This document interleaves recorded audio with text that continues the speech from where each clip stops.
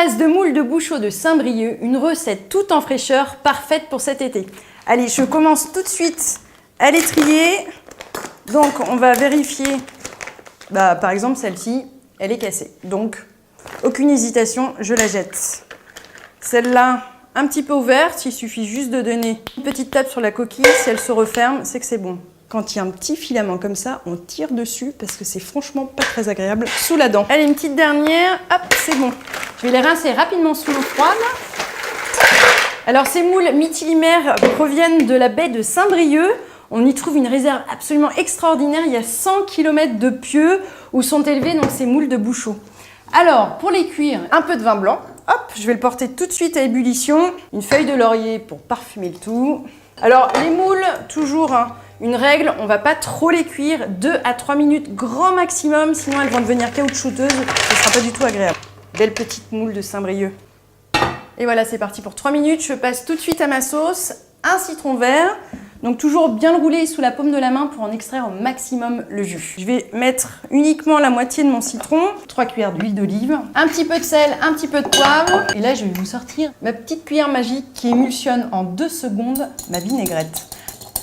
Et voilà, c'est parfait. Donc je vais tout de suite passer à mon ail. On enlève le germe, ça apporte de l'amertume, c'est vraiment pas agréable. Voilà.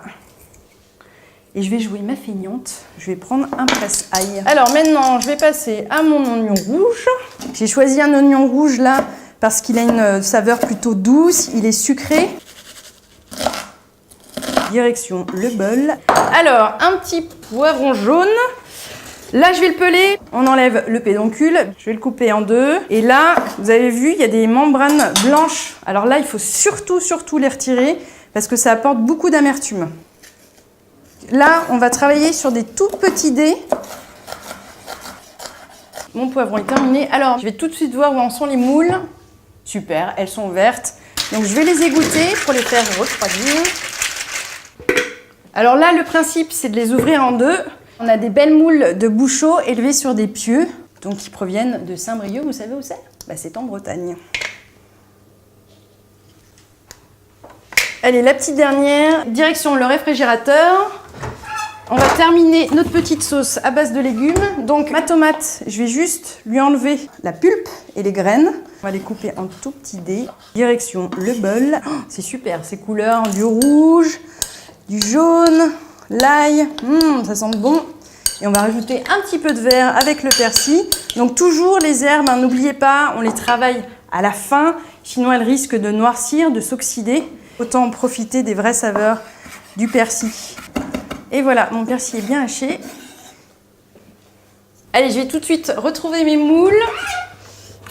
Comment sont-elles? Est-ce qu'elles ont bien refroidi? Super, bien fraîches. Regardez, elles sont d'une belle couleur. Des moules savoureuses, bien tendres. Idéales pour une recette toute fraîche pour cet été. Alors là, un tapas qu'on peut servir en entrée. À l'apéritif, on peut tout imaginer. Et voilà, mes tapas de moules de Bouchot de Saint-Brieuc sont terminés. Je vous souhaite un très bon appétit et à très vite pour une prochaine recette.